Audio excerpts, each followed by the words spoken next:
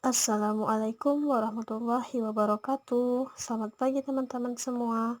Semoga Allah selalu melimpahkan rahmat dan karunia-Nya kepada kita semua. Baiklah, kami dari kelompok 11 akan menyampaikan materi diskusi kami. Namun, sebelum itu kami akan memperkenalkan anggota kelompok kami. Yang pertama, saya sendiri, Yulidia dengan nomor induk mahasiswa 1830403128. Teman saya selanjutnya, Yomil Fernando dengan nomor induk mahasiswa 1830403126. Dan teman saya selanjutnya, Yulfi Henry dengan nomor induk mahasiswa 1830403127.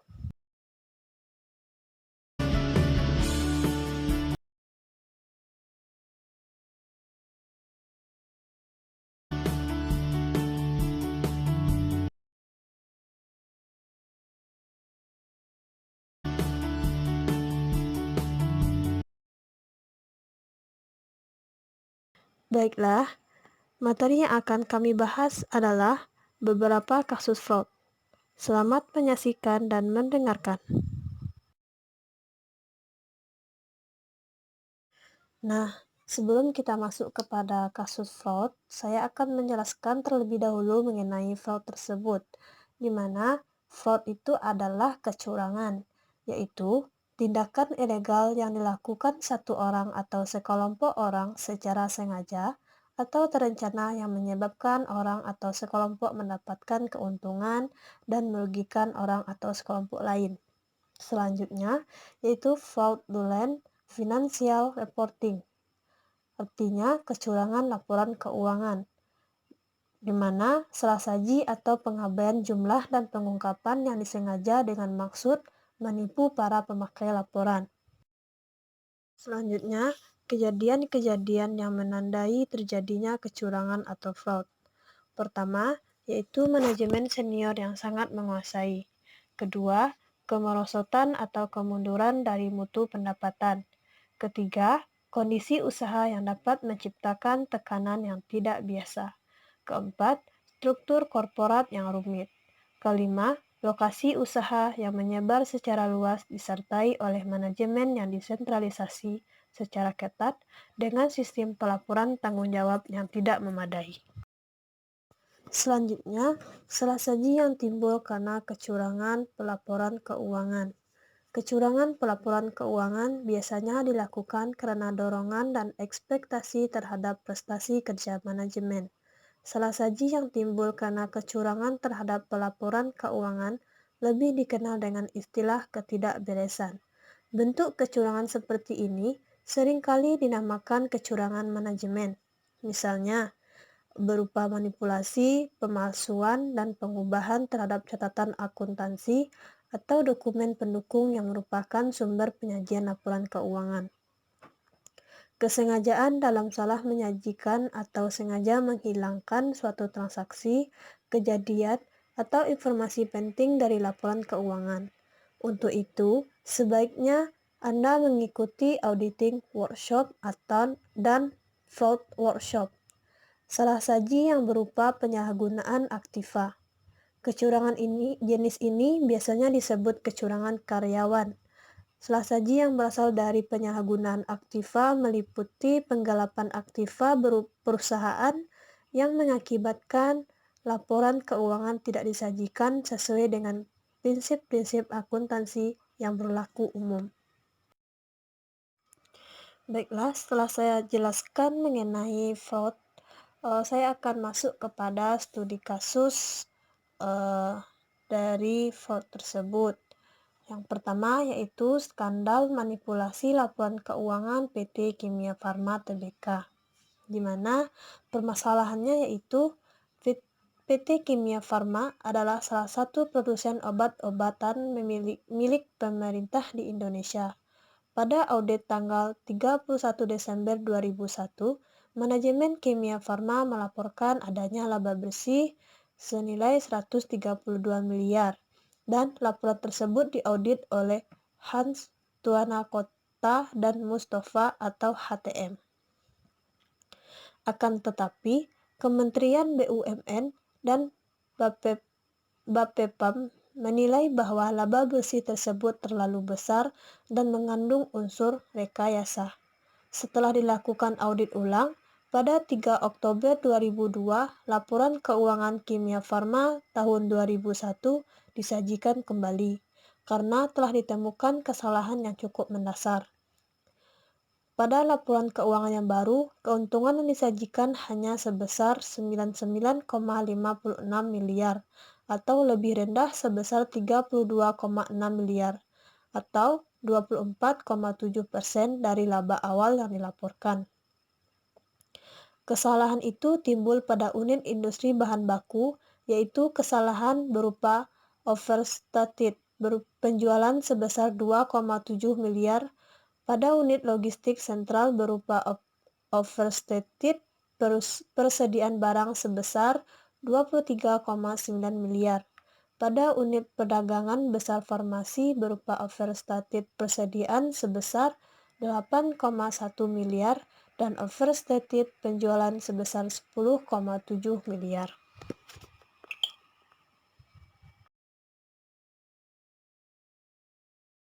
Selanjutnya, sanksi dan denda.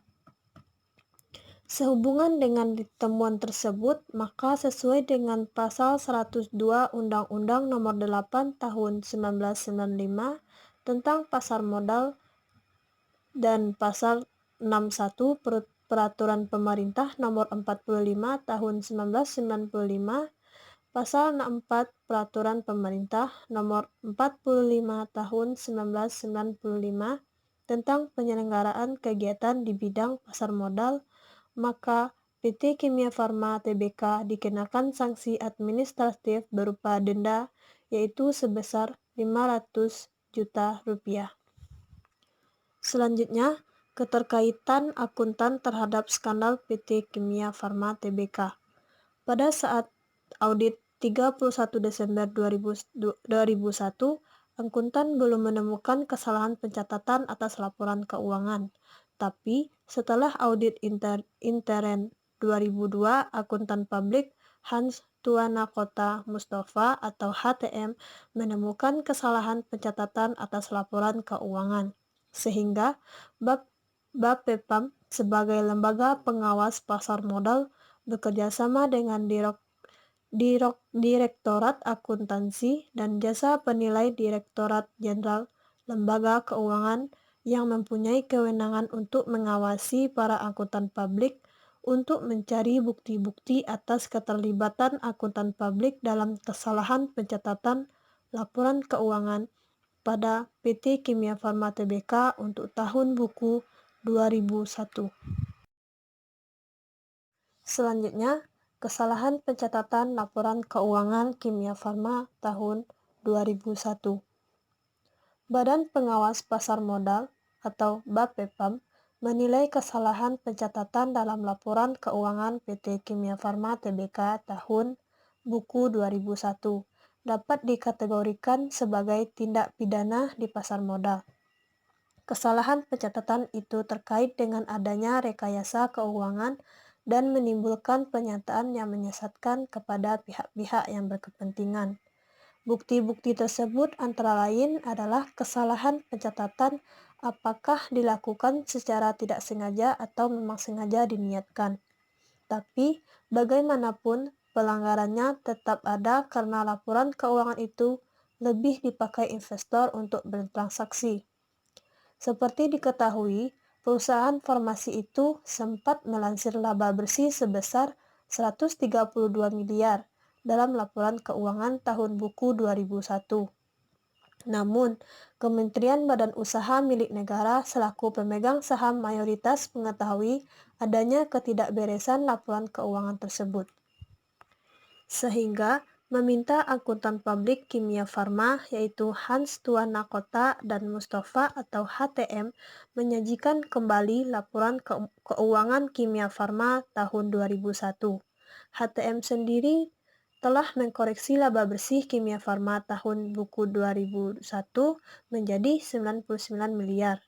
Koreksi ini dalam bentuk penyajian kembali laporan keuangan itu telah disepakati para pemegang saham Kimia Farma dalam rapat umum pemegang saham luar biasa. Dalam rapat tersebut, akhirnya pemegang saham Kimia Farma secara aklamasi menyetujui tidak memakai lagi jasa HTM sebagai akuntan pabrik. Baiklah, selanjutnya kasus fraud yang kita bahas yaitu kasus PT Waskita Karya. Pres memberitahukan manipulasi laporan keuangan Waskita Karya sejak pertengahan Agustus 2009.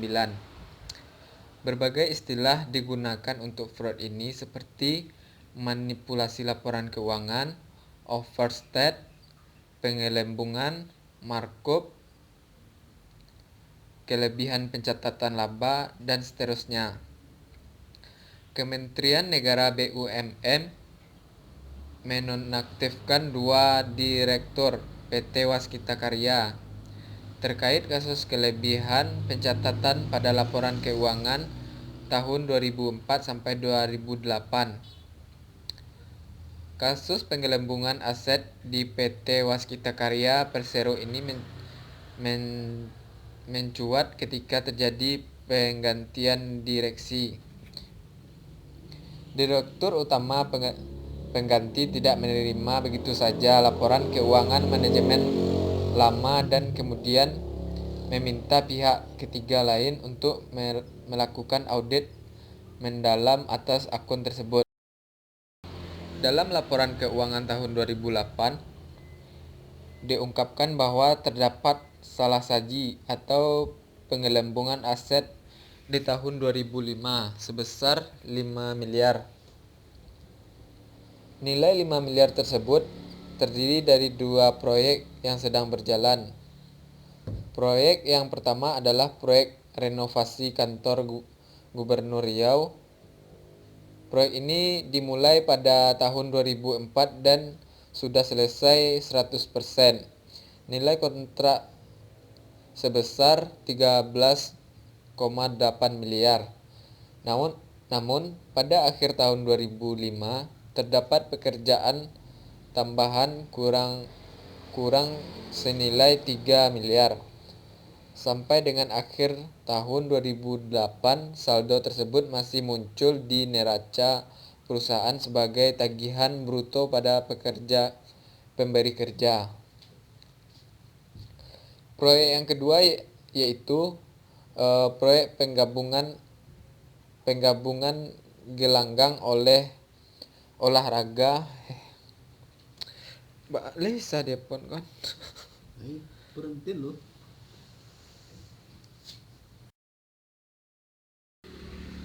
Kasus yang selanjutnya yaitu kasus PT Industri Sandang Nusantara. Pada Desember 2006, Indonesia Corruption Watch atau ICW melaporkan kasus dugaan korupsi ke KPK dalam ruislang atau tukar guling antara aset PT Industri Sandang Nusantara,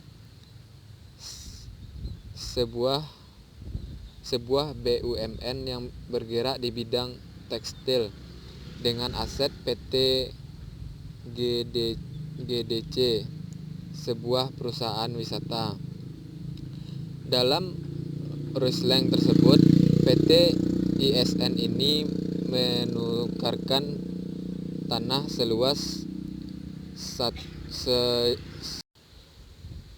dalam ruislang tersebut PT Industri Sandang Nusantara menukarkan tanah seluas 178.497 meter persegi di kawasan Senayan dengan tanah seluas 47 hektar beserta pabrik dan mesin di Karawang. Berdasarkan hasil temuan Badan Pemeriksaan Keuangan atau BPK semester 2 tahun anggaran 1998 sampai 1999 menyatakan ruislang itu berpotensi merugikan keuangan negara sebesar 121.628 miliar. Kerugian itu terdiri dari kerugian luas bangunan pabrik dan mesin milik PT GDC senilai 63.954 miliar berdasarkan penilaian aktiva tetap oleh PT Skufindo pada 1999. Penyusutan nilai aset pabrik milik PT GDC senilai 31.546 miliar dan kelebihan perhitungan harga tanah sebesar 0,127 miliar. Selain itu juga ditemukan bahwa terdapat nilai saham yang belum dibayarkan oleh PT GDC sebesar 26 miliar. Fraud dan penyelewengan aset melonjak di tengah pandemi. Hasil survei kantor akuntan pembeli dan konsultan RSM Indonesia menunjukkan bahwa kasus penipuan atau fraud dan penyelewengan aset meningkat selama masa pandemi COVID-19. Berdasarkan hasil survei terhadap ancaman organisasi selama pandemi COVID-19, 80% instead of responden menyatakan bahwa penipuan atau fraud selama pandemi meningkat secara drastis. Praktik fraud tersebut diakui oleh 36% responden mengakibatkan kerugian finansial dan 35% responden lainnya menyoroti. Praktik fraud tersebut diakui oleh 36% responden mengakibatkan kerugian finansial dan 35% responden lainnya menyoroti risiko reputasi dan 25% responden percaya fraud membuat operasional perusahaan terganggu. Angela menjelaskan 32% perusahaan masih menggunakan mekanisme pelaporan formal menggunakan email. Menariknya, kata dia, meski mereka menyadari ancaman fraud sering terjadi, sebanyak 20% responden lainnya mengaku mereka tidak memiliki mekanisme pelaporan formal untuk melaporkan pelanggaran yang terjadi. Sementara itu, berbagai bentuk penyelewengan aset terjadi mulai dari pencurian uang tunai, penyelewengan kwitansi kas, kecurangan saat pencairan, dan penyalahgunaan inventori aset perusahaan, ujarnya. Area yang memiliki risiko terjadinya fraud terbesar adalah di sektor pengadaan, mulai dari perencanaan, seleksi mitra, pembayaran, hingga audit, di mana korupsi dan potensi terjadinya pembengkakan biaya. Praktik fraud dapat dikontrol secara efektif melalui 5 cara, yakni pertama, kontrol lingkungan berupa menguji seberapa kuat nilai-nilai integritas dan etika menjadi fundamental perusahaan. Kedua, melakukan penilaian risiko fraud, termasuk skema-skema fraud teraktual yang dihadapi perusahaan.